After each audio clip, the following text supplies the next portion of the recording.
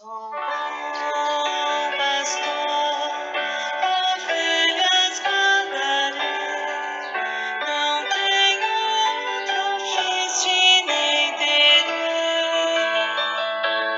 Quantas vidas eu tiver, eu lhes darei. Sou bom pastor, ovelhas guardarei, não tenho outro ofício e nem terei. Quantas vidas eu tiver, eu lhes darei. Olá, queridos irmãos e irmãs que nos acompanham no nosso grupo de estudos Jesus o Bom Pastor. Que a paz de nosso Senhor Jesus Cristo e o amor de Maria esteja com cada um de vocês. E hoje nós vamos continuar os nossos estudos sobre os sacramentos. No último encontro, nós falamos sobre os sacramentos de iniciação cristã, sobre o batismo, a crisma e a Eucaristia. E hoje nós vamos falar sobre os sacramentos de cura, o sacramento de confissão e a unção dos enfermos. E a pergunta que nos orienta hoje é: os sacramentos podem ser realizados em qualquer lugar? Será que podem? Então nós vimos que os 3 sacramentos iniciais, o lugar deles, segundo a orientação da igreja, é que deveriam ser feitos de forma preferencial na igreja, porque são celebrações litúrgicas, devem ser feitos em comunidade. É claro que isso não proíbe que missas sejam celebradas nas residências também. Em épocas de festas, as missas são celebradas nas casas das pessoas, desde que se haja o cuidado necessário, principalmente com a mesa do altar, para que realmente aconteça ali a graça visível do amor invisível de Deus, que é o significado do sacramento. Então, a pergunta hoje vai ser respondida de acordo com os sacramentos que nós falaremos hoje. Então, para começar, o sacramento da conversão. Que sacramento que é esse? É o sacramento de confissão também, tem esse nome também. Por que é sacramento de conversão? Porque ele nos convida a nos aproximar novamente do Pai. O sacramento de confissão também é chamado sacramento de penitência, porque gera em nós um esforço pessoal de transformação através do arrependimento. Também é chamado de sacramento de confissão, porque o reconhecimento e a declaração dos nossos pecados diante do sacerdote é o elemento fundamental desse sacramento.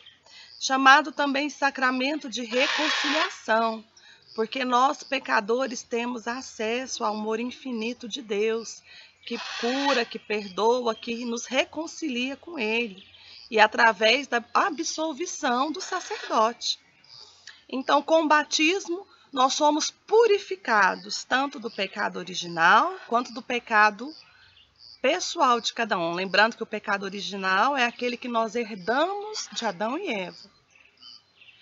E para aqueles que são batizados a partir da idade da razão, por cerca dos 7 anos, que a pessoa já tem um conhecimento do que é pecado, há também o perdão dos pecados pessoais. Mas resta em nós ainda a concupiscência. Que palavra que é essa? É a tendência que nós temos ao pecado. E precisamos todos os dias, por causa dessa concupiscência que existe dentro de nós, essa tendência que existe dentro de nós, travar uma batalha contra o pecado, uma verdadeira batalha. E nessa batalha, algumas vezes nós ganhamos, nós resistimos às situações do pecado. Infelizmente, algumas vezes nós acabamos perdendo, nós caímos em situação de pecado. Então, a confissão serve para restaurar a nossa amizade com Deus, porque o pecado acaba nos afastando dele. Então, a nossa primeira conversão acontece no nosso batismo. E a segunda conversão vai acontecer durante toda a nossa vida, porque nós temos essa necessidade sempre de purificação e renovação. Porque nós só seremos perfeitos no céu. Aqui nós estamos ainda caminhando rumo à santidade. Infelizmente, nós temos as nossas quedas. E a confissão é um instrumento poderosíssimo que nos liberta da escravidão do pecado. E para participarmos do sacramento da confissão, nós precisamos seguir alguns passos. Qual é o primeiro deles? ter consciência do nosso pecado. Nós sabermos, entendermos que as nossas atitudes muitas vezes ferem o coração dos nossos irmãos e principalmente o coração de Deus. Então nós precisamos conhecer o que é pecado, conhecer isso que tem nos afastado tanto do convívio com os irmãos quanto do convívio de Deus. E esse conhecimento do pecado só é permitido para nós a partir da luz do Espírito Santo. Então nós precisamos sempre nas nossas orações pedir ao Senhor que nos dê consciência das nossas situações de pecado. O segundo passo, o arrependimento e a contrição interior. O que é isso? Não adianta saber se eu cometi ou não um pecado se eu não me arrependi dele. Se dentro de mim, essa própria presença do Espírito Santo, que às vezes acusa, a gente fica com a consciência pesada quando a gente faz alguma coisa errada, se não gera em mim um arrependimento, a contrição verdadeira. O que é essa contrição verdadeira? Essa dor por ter cometido o pecado, essa dor de ter ferido o coração de Deus, essa vontade de não mais pecar, de mudar de vida. Isso precisa ser gerado dentro do nosso coração com a ajuda de Deus. Por isso que é necessário que a gente peça todos os dias ao Senhor que nos dê um coração contrito, um coração arrependido. O terceiro passo, fazer um bom exame de consciência.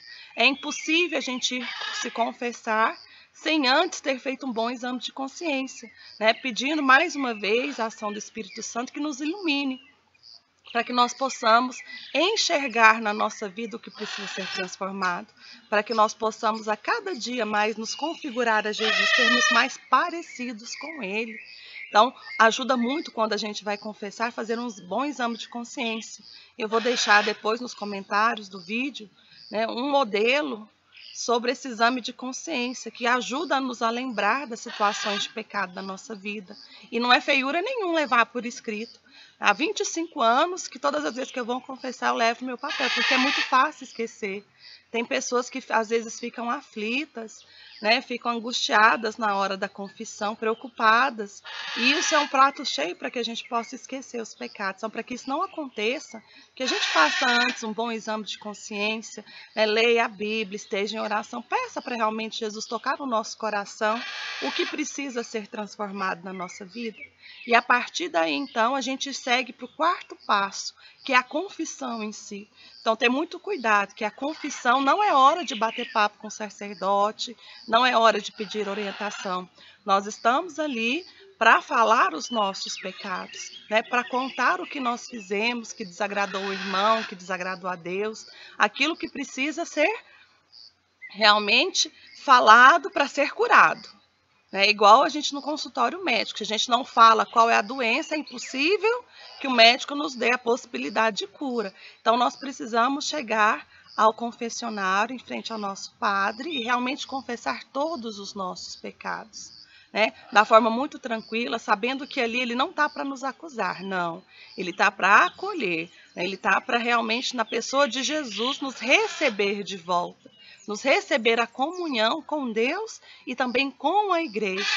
E por último, o quinto passo é cumprir fielmente a penitência que nos é imposta pelo nosso confessor e também outras penitências, principalmente jejum, oração e a esmola, a caridade.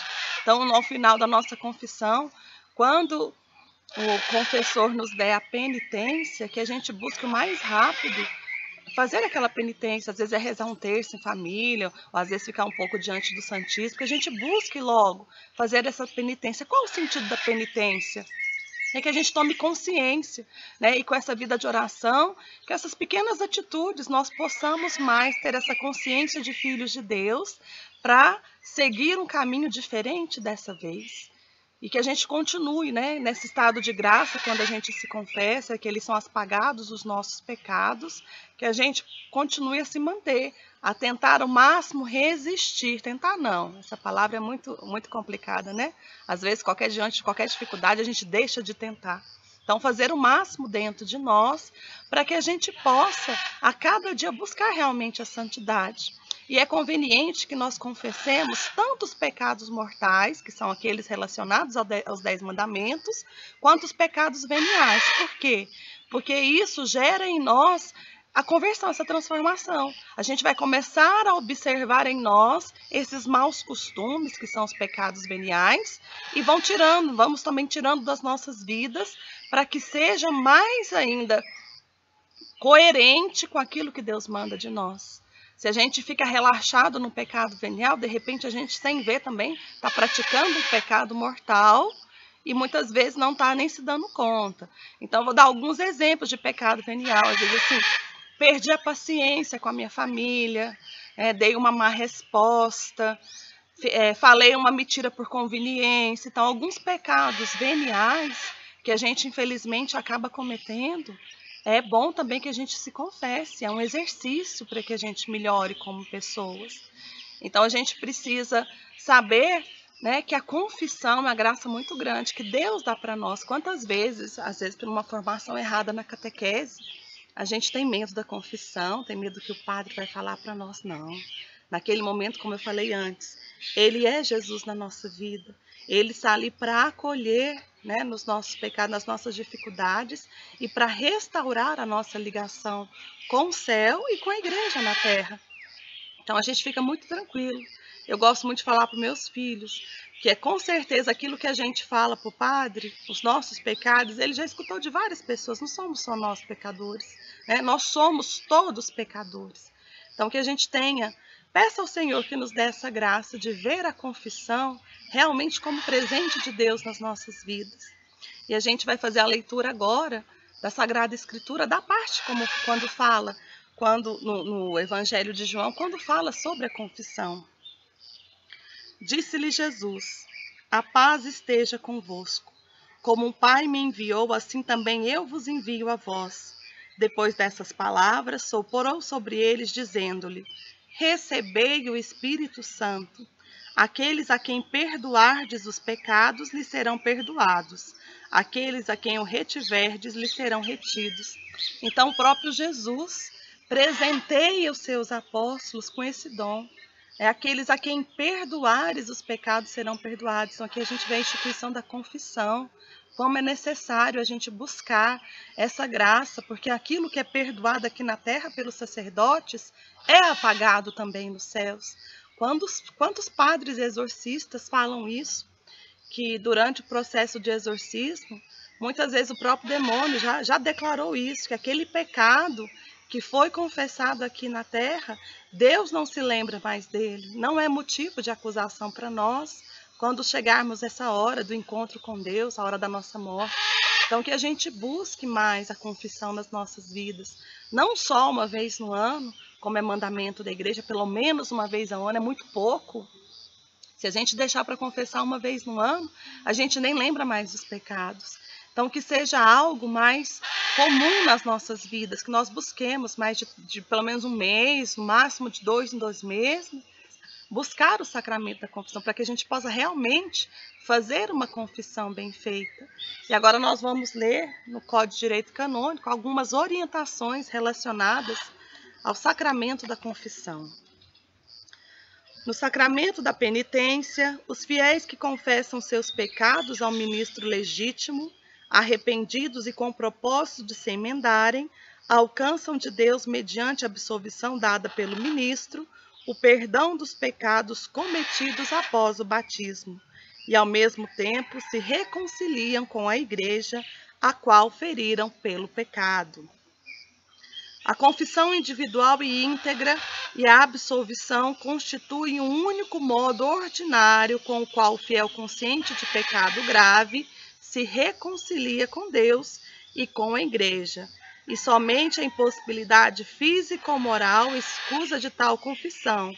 Neste caso, pode haver a reconciliação também por outros modos. Então, aqui a igreja que nos diz que somente pela confissão nós somos absolvidos do nosso pecado grave, né?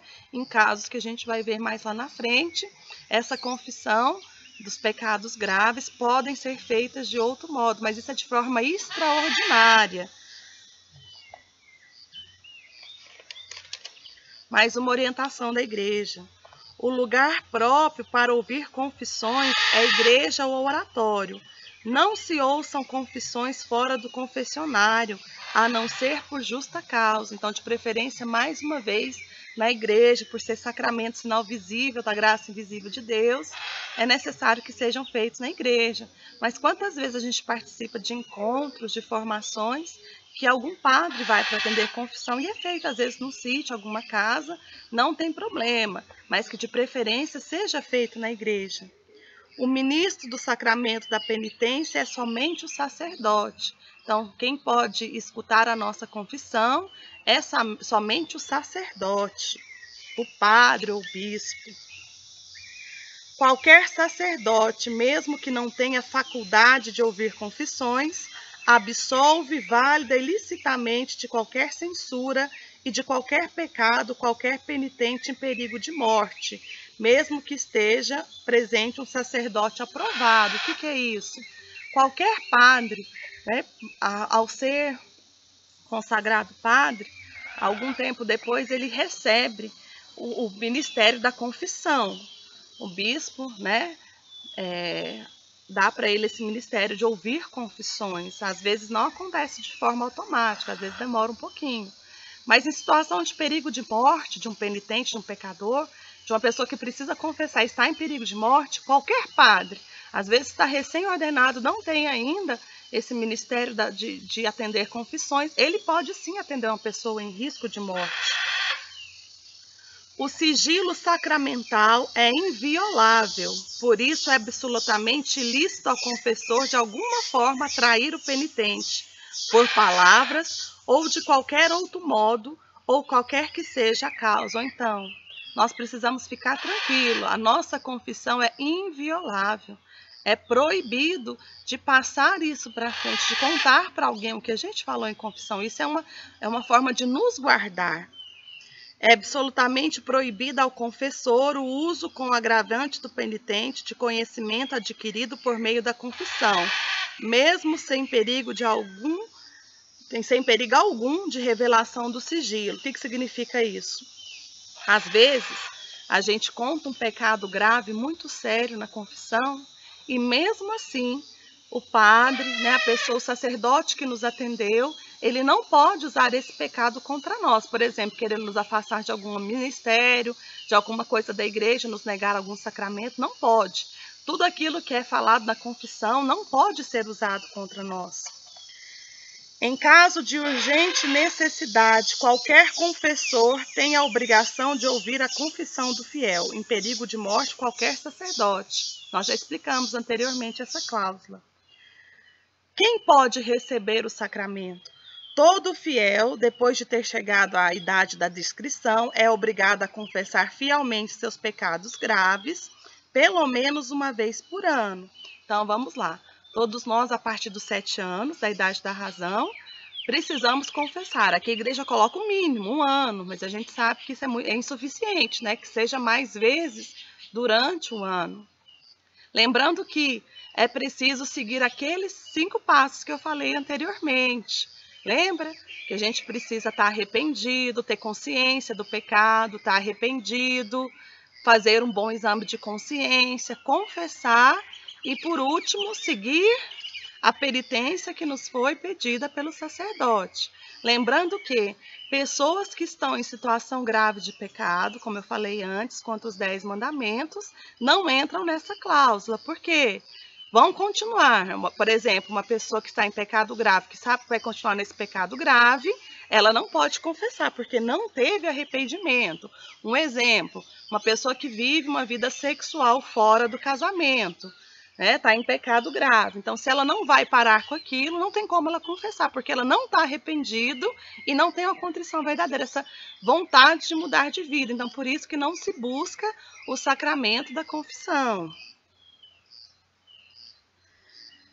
Ninguém é proibido de se confessar por meio de intérprete, evitando-se abusos e escândalos, e salva a prescrição do cânon 983. Ou seja, às vezes a pessoa não sabe falar, né? Quantas pessoas são mudas? Elas podem sim confessar através do intérprete, que também se obriga a manter em sigilo aquele pecado confessado. Então, a igreja nos dá recursos para todos, né? Independente das nossas capacidades ou não, de ter acesso à confissão.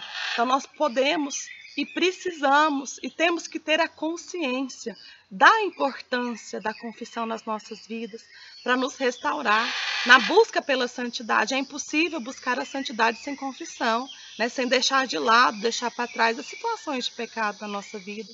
Então que a gente peça a Deus todos os dias para nos dar um coração consciente, um coração comprometido com a palavra de Deus. E agora nós vamos continuar falando do segundo sacramento de cura, que é o sacramento da unção dos enfermos. A gente vai ler lá na nossa Bíblia.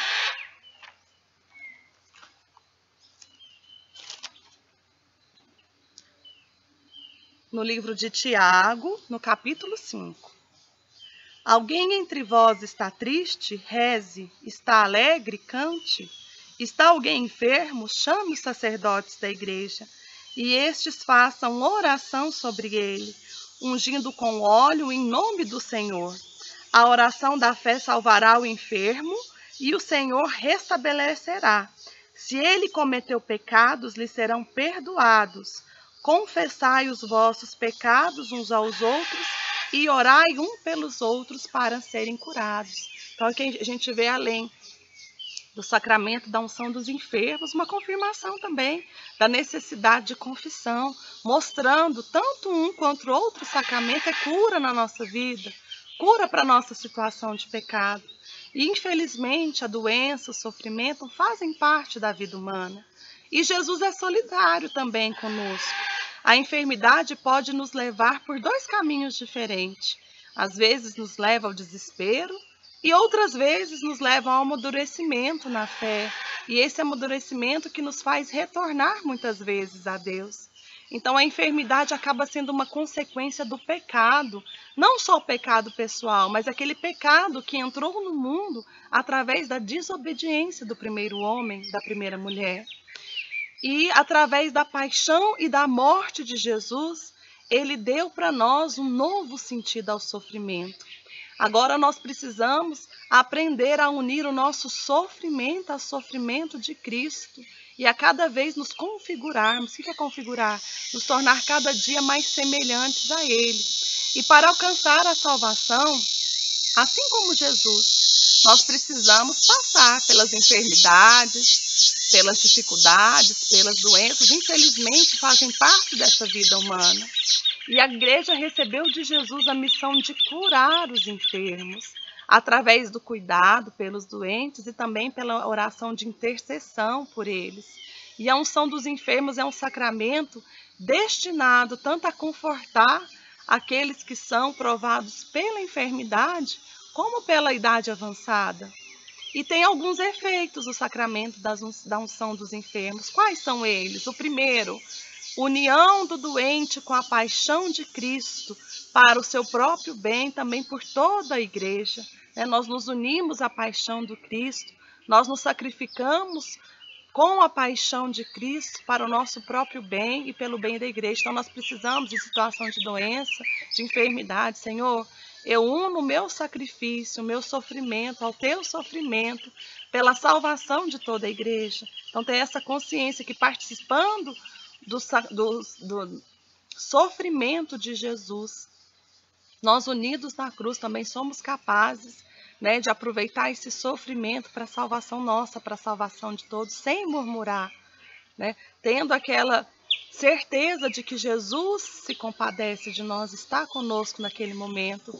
Segundo, o efeito da unção dos enfermos traz reconforto, paz e coragem para que nós possamos suportar situações de dificuldade. Ele nos reconforta, traz essa coragem para saber que Jesus está ali nos sustentando.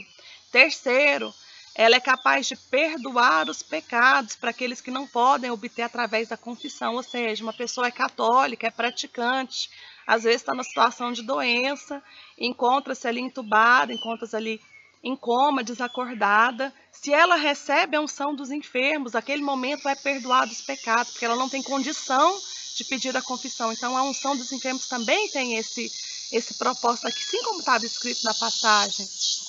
O quarto, restabelecimento da saúde, desde que seja necessário, né, para que nós possamos nos converter espiritualmente. Não quer dizer que vai acontecer sempre, né? Se for necessário, se for vontade de Deus, vai acontecer o restabelecimento da saúde. E quantos casos que a gente conhece que a pessoa teve o restabelecimento da saúde após a unção dos enfermos. E o quinto, ela também é capaz de nos preparar para a vida eterna. Às vezes, realmente, nós estamos ali no final da nossa vida. Então, com esse reconforto, com essa coragem, né, ela nos dá essa unção. É a última unção que nós recebemos. A primeira é pelo batismo, a segunda pelo crisma.